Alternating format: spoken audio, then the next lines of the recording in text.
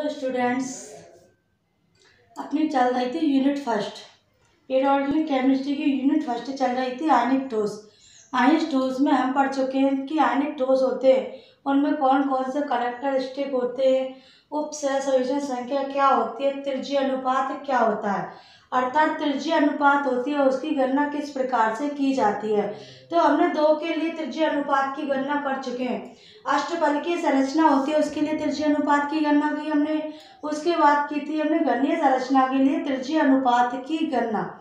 उसके बाद नेक्स्ट आती है अपनी चतुष्फलकीय संरचना के लिए त्रिज्यीय अनुपात की गणना। तो जो चतुष्फलकीय संरचना होती है उसमें त्रिज्यीय अनुपात की गणना करते हैं। तो उसमें एक जो धनायन होता है उसमें एक धनायन 4 ऋणायनों के द्वारा घिरा रहता है, अर्थात एक धनायन को चारों ओर से एक ऋणायन क्या रहता है, घेरा रहता है। तो इसमें क्या होता है, घनीय स्ट्रक्चर के रूप में व्यवस्थित होता है और इसमें जो एक अर्थात चतुष्फलकीय स्ट्रक्चर के रूप में व्यवस्थित रहता है, जिसमें एक धनायन होता है जो 4 ऋणायनों के द्वारा घिरा रहता है। तो जब हम इसमें त्रिभुज ए पी और ओ में हम इसकी क्या करते हैं, गणना करते हैं, तो हम देखते हैं कि जो ओ ए स्क्वायर होता है, ओ ए का जो स्क्वायर होता है वो A P square plus O P का स्क्वायर के बराबर होता है। जो ओ ए होता है वो क्या होती है, धनायन की त्रिज्या प्लस ऋणायन की त्रिज्या होती है। अर्थात यहाँ तक तो उसकी त्रिज्या क्या होती है, धनायन की त्रिज्या, और यहाँ के बाद उसकी त्रिज्या होती है ऋणायन की त्रिज्या। तो दोनों का योग होता है ओ ए का मान, अर्थात ओ ए बराबर आर प्लस आर माइनस, और ए पी बराबर क्या होता है, ए पी बराबर होती है ऋणायन की त्रिज्या। तो ए पी क्या होती है फिर ऋणायन की त्रिज्या, और हमें किसका मान ज्ञात करना है, ओपी का मान ज्ञात करना है। तो हम जानते हैं कि जो एसी होता है वो 2AP के बराबर होता है। तो AC स्क्वायर बराबर 2AB का स्क्वायर प्लस BC का होल स्क्वायर, या AC स्क्वायर बराबर 2BC का होल स्क्वायर। तो AC का मान कितना है, 2R माइनस, AC का मान होता है 2R माइनस होता है, अर्थात 2 आरों का योग क्या होता है, AC होता है। तो AC स्क्वायर क्या आ जाएगा, 2R माइनस स्क्वायर बराबर 2BC स्क्वायर बराबर BC किसके बराबर होता है, BE के बराबर होता है। तो 2BC की जगह क्या कर सकते हैं फिर BE, तो 2BE का होल स्क्वायर। तो 2R माइनस क्या आ गया, √2BE, या BE बराबर 2R माइनस अपॉन √2। तो इसे क्या लिख सकते हैं, बराबर 2R माइनस अपॉन √2 या √2R माइनस। तो BE का मान क्या आ गया अपना, BE का मान आ गया √2R माइनस। तो OP बराबर क्या आ गया, BE अपॉन 2 बराबर √2R माइनस अपॉन 2 बराबर 1 अपॉन √2 से कैंसिल हो जाएगा। तो क्या आ जाएगा 1 अपॉन √2R माइनस। तो क्या सब समीकरण 1, इस समीकरण क्या होता है, ओ ए स्क्वायर बराबर A P square plus O P square, ये क्या होती है, पाइथागोरस प्रमेय होती है। पाइथागोरस प्रमेय होती है ओ ए स्क्वायर बराबर O A P square plus O P का स्क्वायर। तो इस पाइथागोरस प्रमेय में जब हम मान पुट करते हैं तो जिसमें पी वाला कौन होता है, पी कौन होता है, ये कितना होता है 90 डिग्री का होता है। तो इसमें मान पुट करते हैं तो ओ ए का स्क्वायर किसके बराबर होता है, R minus plus R positive plus R minus के स्क्वायर के बराबर होता है, और एपी का मान होता है आर माइनस। तो आर माइनस का क्या हो जाएगा, स्क्वायर हो जाएगा। इसी प्रकार ओपी का मान कितना होता है, आर माइनस अपॉन √2, तो इसका भी क्या हो जाएगा, होल स्क्वायर हो जाएगा। तब हम इसको सॉल्व करते हैं तो क्या आता है, आर प्लस आर माइनस का होल स्क्वायर बराबर R2 minus plus R minus का स्क्वायर अपॉन 2। इस समीकरण को सॉल्व करते हैं, अर्थात इस वाले इक्वेशन को सॉल्व करते हैं तो क्या आता है, 2 कॉमन लघुत्तम आ जाता है इसका एलसीएम। तो क्या आता है 2R square minus plus R minus का स्क्वायर अपॉन 2। इस वाले इक्वेशन को सॉल्व करते हैं तो क्या आता है 3/2R माइनस स्क्वायर। तो 3/2R माइनस के स्क्वायर को जब हम R प्लस आर माइनस पे से रूट हटाते हैं तो उस समय क्या आ जाता है, इस पे से रूट आ जाता है, 3/2 होता है वो, तो क्या हो जाता है रूट में आ जाता है, अर्थात √3/2 आर माइनस स्क्वायर पे इस पे से स्क्वायर हटाएंगे तो क्या आ जाएगा आर माइनस। तो आर प्लस बराबर 3/2 रूट का 3/2 आर माइनस, इधर से आर माइनस नेक्स्ट साइड पहुंचाया तो क्या है आर माइनस, तो आर प्लस बराबर आर माइनस कॉमन ले लिया तो क्या होता है √3/2 माइनस 1। तो जब हम इसको सॉल्व करते हैं तो √3/2 का मान क्या आता है 1 - 732 और √2 का मान होता है 1.4114। इसमें से -1 घटाते हैं तो क्या आ जाता है R plus upon R minus बराबर 0.318 अपन 1.414।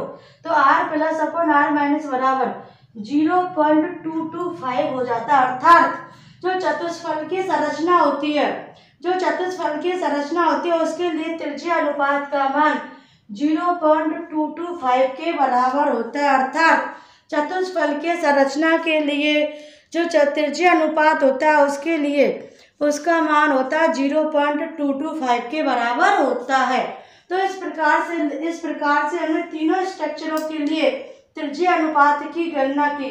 इसके बाद नेक्स्ट आता है जो त्रिज्या अनुपात की क्या क्या सीमाएं थी, अर्थात त्रिज्या अनुपात की कौन कौन सी सीमाएं थी।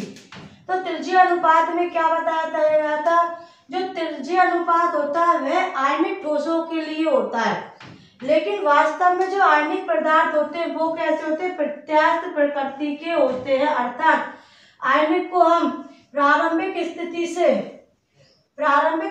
से उसे चेंज कर सकते हैं और चेंज स्थिति से पुनः प्रारंभिक स्थिति में ला सकते हैं। तो त्रिज्या अनुपात की कौन कौन सी सीमाएं रही।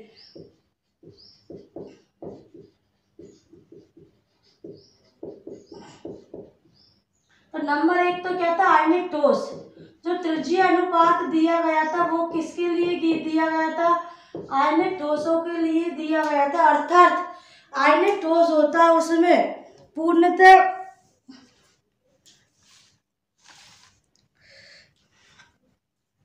आयनिक ठोस होता है वो क्या होता है पूर्णतः कैसा होता है ठोस होता है।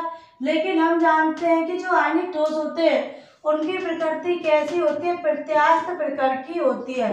तो ये क्या रही इसकी सीमाएं रही। जो आयनिक ठोस होता है मुख्यतः प्रत्यास्थ प्रकृति का होता है, लेकिन इसमें बताया गया कि जो आयनिक ठोस होता है वो कैसा होता है पूर्णतः कठोर ठोस के रूप में होता है। उसके बाद जो आयनिक ठोस थे इसमें त्रिज्या अनुपात ज्ञात करने के वास्तविक त्रिज्या को ज्ञात होना आवश्यक होता है, जिसे क्रिस्टलोग्राफी के द्वारा ज्ञात किया जा सकता है। लेकिन आयनिक ठोस होता है उसमें कुछ प्रकार की अशुद्धियां रह जाती है जिसके कारण इनकी आयनिक त्रिज्या को वास्तविक रूप से ज्ञात नहीं किया जा सकता है। उसके बाद आते हैं इसमें जो बंध होते हैं आयनिक ठोसों में जो बंध होते हैं उन बंधों को पूर्णतः सहसंयोजक प्रकृति का माना गया। अर्थात जो बंध होते हैं वो पूर्णतः सहसंयोजक प्रकृति के होते हैं, अर्थात 100% सहसंयोजक होते हैं। लेकिन वास्तव में ऐसा नहीं होता है क्योंकि इस बंध में पूर्णतः 100% होना संभव नहीं होता है। तो इस प्रकार से ये त्रिज्या अनुपात की कमियां रह गई थी। तो त्रिज्या अनुपात की मुख्यतः कमी 3 पाई गई। आयनिक ठोसों के लिए बताया गया इनकी जो वास्तविक आयनिक त्रिज्या होती है वह क्या होती है ज्ञात नहीं होती है। इसमें जो बंध की प्रवृत्ति होती है उसे सहसंयोजक माना गया, जो कि क्या होती है पूर्णतः सहसंयोजक होती है, लेकिन यह वास्तव में क्या होता है संभव नहीं होता है। तो ये क्या थी त्रिज्या अनुपात की सीमाएं। उसके बाद नेक्स्ट आता है अपना जालक कि क्या होता है जालक का निर्माण किस प्रकार से होता है, अर्थात जालक होता है वो किस प्रकार से निर्मित होता है। तो जो जालक दोष होता है हम जानते हैं कि जालक का निर्माण कैसे होता है। जैसे कोई पॉजिटिव आयन होता है उसके चारों ओर नेगेटिव आयन उसे चारों ओर से घेर लेते हैं। तो इस प्रकार से वे एक इकाई का निर्माण करता है, अर्थात एकक इकाई का क्या करता है निर्माण करता है। जब बहुत सारी एकक इकाइयां मिलकर एक जालक का निर्माण करती है जिसे कि पूर्ण या शुद्ध जालक कहा जाता है। जब जालक का निर्माण होता है तो उसमें कुछ कमी या दोष रह जाती है जो कि उसकी संरचना में परिवर्तन के कारण आती है। तो जो दोष होते हैं वे मुख्यतः 3 प्रकार के होते हैं। जो जालक दोष होते हैं वो मुख्यतः 3 प्रकार प्रकार के होते हैं। एक दोष होता है स्टाइकियोमेट्री।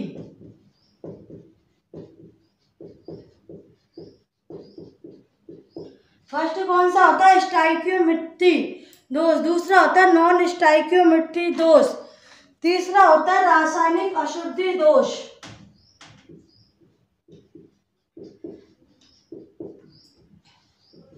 नॉन स्टाइकियोमेट्री दोष।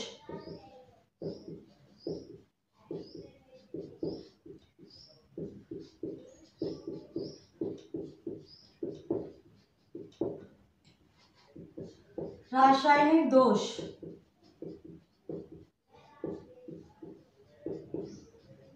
तीन प्रकार के दोष होते हैं। एक तो होता है स्टाइकियोमेट्री दोष, दूसरा होता है नॉन स्टाइकियोमेट्री दोष, तीसरा होता है रासायनिक दोष। जो स्टाइकियोमेट्री दोष होता है उस दोष में क्या होता है? एक जालक संरचना होती है। पूर्णतः क्या होती है? जालक संरचना होती है। इसमें धनायन और ऋणायन दोनों की संख्या क्या होती है? बराबर होती है। स्टाइकियोमेट्री जो दोष होता है उसमें धनायन और ऋणायन दोनों की संख्या क्या होती है? बराबर होती है। लेकिन इसमें क्या होता है? जो यौगिक की जो ज्यामिति होती है वो क्या हो जाती है? चेंज हो जाती है। तो इस प्रकार से जो दोष उत्पन्न होते हैं उसे स्टाइकियोमेट्री दोष कहते हैं। यह दोष दो प्रकार का होता है। एक तो होता है शॉर्टकी दोष,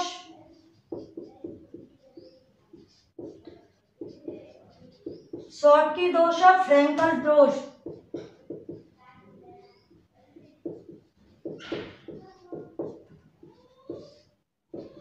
फर्स्ट होता है शॉर्टकी दोष और दूसरा होता है फ्रैंकल दोष।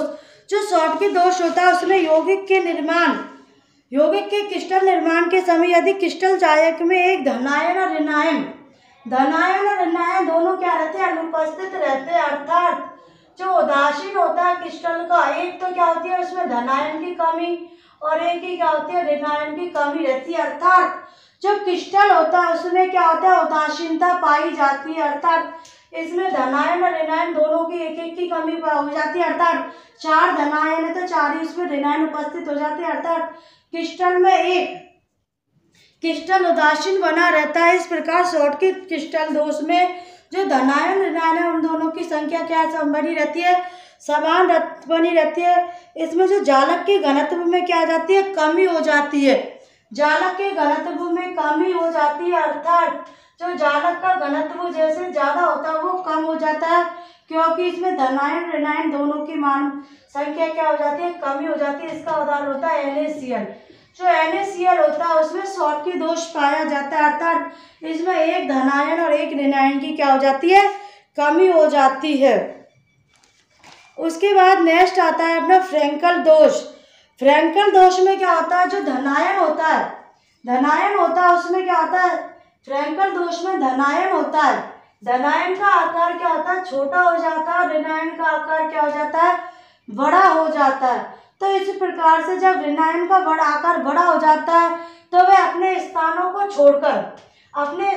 छोड़कर अंतराकाशीय अवकाश में चले जाते हैं। तो इस प्रकार से जो दोष उत्पन्न होता है उस दोष को हम फ्रैंकल दोष कहते हैं। जैसे AgBr में क्या होता है? जो धनायन होता है उसका आकार छोटा हो जाता है, ऋणायन का आकार क्या हो जाता है? बहुत बड़ा हो जाता है, जिसके कारण ऋणायन अपनी जगह को छोड़कर जो अंतराकाशीय अवकाश होते हैं उन अवकाशों की ओर चले जाते हैं। तो स्टाइकियोमेट्री दोष दो प्रकार का होता है, शॉर्टकी दोष और फ्रैंकल दोष। शॉर्टकी दोष में क्या होती है? एक धनायन और एक ऋणायन दोनों की कमी पाई जाती है। अर्थात उसके घनत्व के मान में क्या हो जाती है? कमी आ जाती है। इसमें जो धनायन और ऋणायन होता है उनका आकार लगभग समान रहता है, लेकिन फ्रैंकल दोष में धनायन का आकार छोटा हो जाता है, ऋणायन का आकार बड़ा हो जाता है, जिसके कारण ऋणायन अपने जो अंतराकाशीय अवकाश में आ जाते हैं और उसमें क्या हो जाता है? उसमें घनत्व तो बराबर रहता है लेकिन उसमें क्या हो जाता है? दोष उत्पन्न हो जाता है, जिसे फ्रैंकल दोष कहते हैं। उसके बाद आता है नॉन स्टाइकियोमेट्री दोष। जो नॉन स्टाइकियोमेट्री दोष होता है, इस प्रकार के दोष उन क्रिस्टल जालकों द्वारा प्रदर्शित किए जाते हैं जिनमें उस अनुपात में धनायन और ऋणायन की संख्या क्या रहती है? अनुपस्थित होती है। अर्थात जो नॉन स्टाइकियोमेट्री दोष होते हैं इसमें क्या होता है? धनायन और ऋणायन दोनों की संख्या क्या हो जाती है? कमी पाई जाती है। अर्थात किसी में धनायन की अधिकता हो जाती है और किसी में क्या हो जाती है, धनायन की कमी हो जाती है। तो जो नॉन स्टाइकियोमेट्री दोष होता है इसमें क्या होता है, जैसे धनायन और ऋणायन दोनों की संख्या में क्या हो जाती है, कमी आ जाती है, अर्थात धनायन में विद्युत धारा का प्रवाह हो जाता है, या तो उसमें धनायन की कमी हो जाती है या उसमें ऋणायन की कमी हो जाती है। तो इस प्रकार का जो दोष होता है उसे कहते हैं नॉन स्टाइकियोमेट्री दोष। तो जब धनायन की संख्या में कमी हो जाती है तो उस समय उस जालक में क्या होता है, ऋणायन की अधिकता हो जाती है। ऋणायन की अधिकता होने के कारण वह जालक विद्युत धारा का प्रवाह करने लग जाता है। इस प्रकार से जो दोष उत्पन्न होता है उसे नॉन स्टाइकियोमेट्री दोष कहते हैं। तो इसमें जो इलेक्ट्रॉन होता है उसमें जब धनायन की कमी हो जाती है तो उसमें क्या हो जाता है, एक F केंद्रक उपस्थित हो जाता है, अर्थात उसमें एक F केंद्रक उपस्थित हो जाता है। जब धनायन की कमी होगी तो वहां पे किसका निर्माण हो जाएगा, होल का निर्माण हो जाता है। किसका निर्माण हो जाता है, होल का निर्माण हो जाता है। लेकिन जब ऋणायन की कमी होती है तो उस समय क्या हो जाता है, ऋणायन की कमी होने पर धनायन की अधिकता हो जाती है, और जब धनायन की अधिकता होगी तो वहां पे जो ऋणायन उस जगह से जाता है वहां पर एक F सेंटर उत्पन्न हो जाता है, F सेंटर उत्पन्न हो जाता है जो कि E- की तरह बिहेव करता है, जिसके कारण इस प्रकार का जो दोष होता है नॉन स्टाइकियोमेट्री जो दोष होता है उसमें विद्युत धारा का प्रवाह जी वैसे हो जाता है। तो नॉन स्टाइकियोमेट्री दोष में भी या तो धनायन की कमी होती है या फिर ऋणायन की कमी होती है। एक की कमी होने पर दूसरे की अधिकता हो जाती है, जिससे उसमें विद्युत धारा का प्रवाह हो जाता है, क्योंकि वह जो अपनी उदासीनता होती है अर्थात क्रिस्टल में समान संख्या में धनायन और समान संख्या में ऋणायन उपस्थित होने की जो प्रवृत्ति होती है उसको खो देता है, जिसके कारण उसमें एक चीज की अधिकता हो जाती है, दूसरे की क्या हो जाती है, कमी हो जाती है। तो इस प्रकार का जो दोष उत्पन्न होता है उसे नॉन स्टाइकियोमेट्री दोष कहते हैं। अब नेक्स्ट आता है रासायनिक अशुद्धि।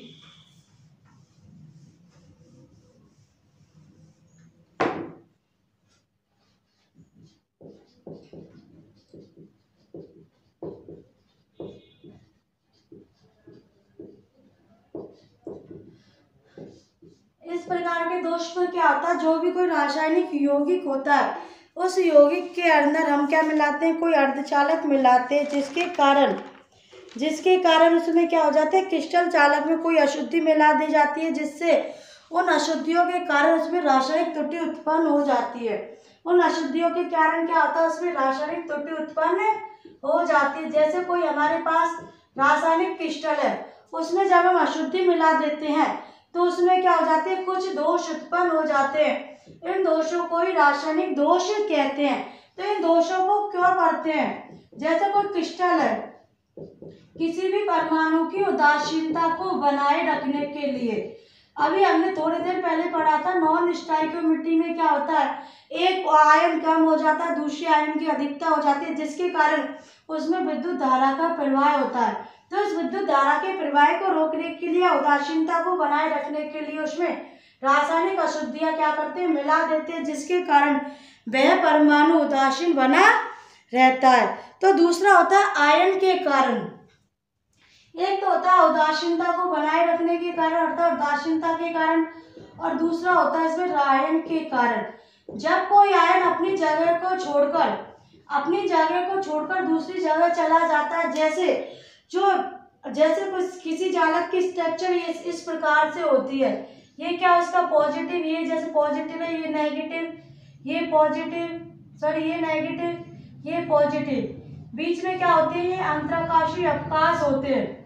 ये क्या होते हैं, अंतराकाशीय अवकाश होते हैं। तो जब आयन अपनी जगह को छोड़कर, जैसे कोई भी धनायन या ऋणायन अपनी जगह को छोड़कर इन अंतराकाशीय अवकाशों में चला जाता है, तो इस प्रकार से जो दोष होता है उसे रासायनिक दोष कहते हैं। तो इन दोषों को दूर करने के लिए जो जालक संरचना होती है उसको भी हम आगे डिवाइडेड करते हैं, अर्थात इन दोषों को दूर करने के लिए जो अर्धचालक होते हैं उन्हें 3 भागों में बांटा जाता है। अर्थात अर्धचालक 3 प्रकार के होते हैं। एक तो होते हैं नेज अर्धचालक, दूसरे होते हैं बाह्य अर्धचालक और तीसरे होते हैं लवण अर्धचालक। अर्थात अर्धचालकों के प्रकार कि कौन कौन से अर्धचालक होते हैं।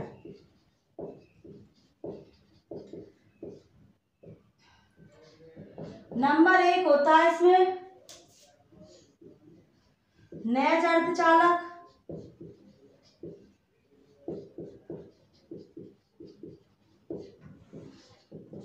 दूसरा होता है बाह्य अर्धचालक,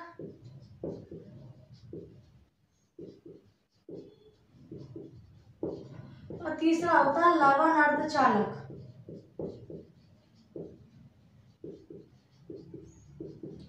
तो जो नेज अर्धचालक होता है वो भी दो प्रकार के अर्धचालक होते हैं। एक तो होता है एन प्रकार के अर्धचालक और दूसरे होते हैं पी प्रकार के अर्धचालक।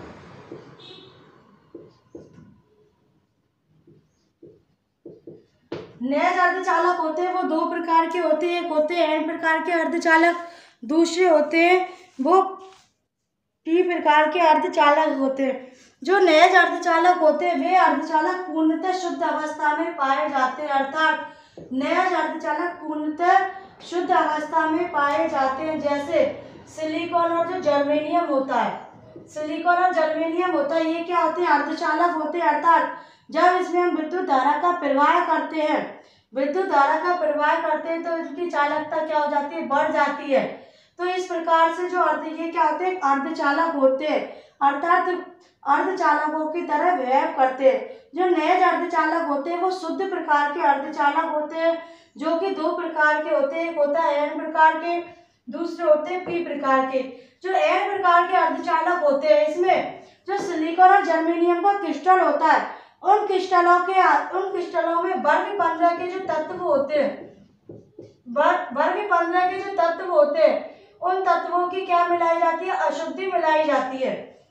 उन तत्वों की अशुद्धि मिलाई जाती है तो इन अशुद्धियों में क्या होता है? जो इसमें एक क्या रह जाता है? एक इसमें इलेक्ट्रॉन मुक्त रह जाता है। अर्थात जो सिलिकॉन और जर्मेनियम होते हैं उसके पास तो कितने इलेक्ट्रॉन रहते हैं? 4 इलेक्ट्रॉन रहते हैं। और जब हम वर्ग 15 के तत्व मिलाते हैं उनके पास 5 इलेक्ट्रॉन शेष रहते हैं।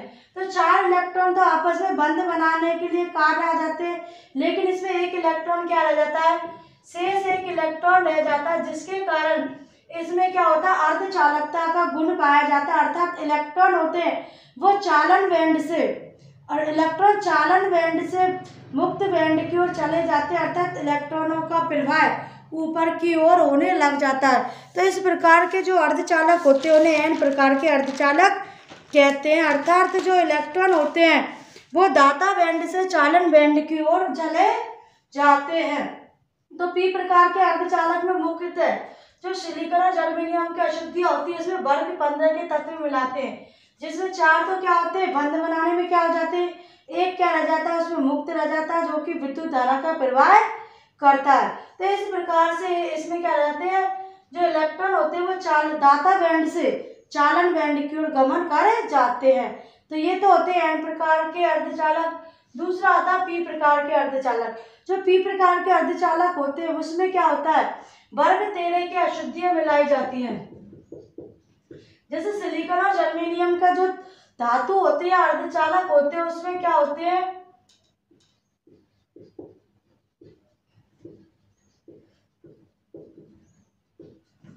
पी प्रकार के में क्या होता है? वर्ग 13 की अशुद्धियां मिलाते हैं, जिसके कारण इसमें क्या होता है? वर्ग 13 में 3 इलेक्ट्रॉन शेष रहते हैं।